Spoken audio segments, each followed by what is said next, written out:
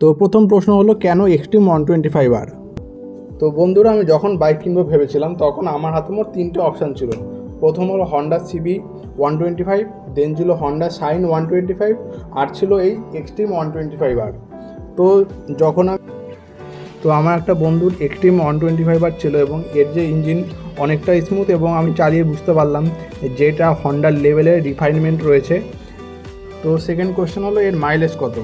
Company claim করে যে এটা 66 অবধি দেবে, কিন্তু আমার মনে হয় এটা 50 থেকে 55 অবধি দেয়, কারণ এটা যখন আমরা হাই রোডে চালাই মোটামুটি 60 থেকে 70-এর মধ্যে, তখন এটা ওই মোটামুটি 50-এর দিকেই দেয়। তো বন্ধুরা, লাস্ট কোয়েশ্চেন হলো আমি এটা কতটা পারচেস করলাম।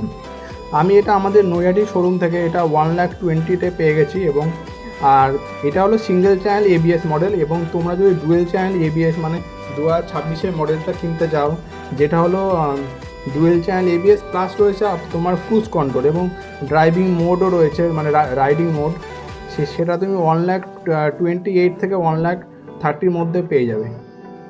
কিন্তু বিভিন্ন লোকেশানে বিভিন্ন রকম দাম হতে পারে, এটা তোমাদের নিয়ারেস্ট শোরুম থেকে একটু জিজ্ঞেস করে নিও। তো বন্ধুরা, আমি এই বাইকটা পারচেস করি 12 জুন। এরপর আমার ফার্স্ট সার্ভিসও হয়ে যায়, কিন্তু আমার বাইক ডেলিভারি ভিডিওটা কোনো কারণে করা হয়নি। তো আমরা 12 তারিখে চলে গেলাম সন্ধেবেলায় আমাদের শ্যামনগর কালী মন্দিরে, এবং সেখানে গিয়ে আমি পুজো দিয়ে আসলাম। তো তোমরা দেখতে থাকো।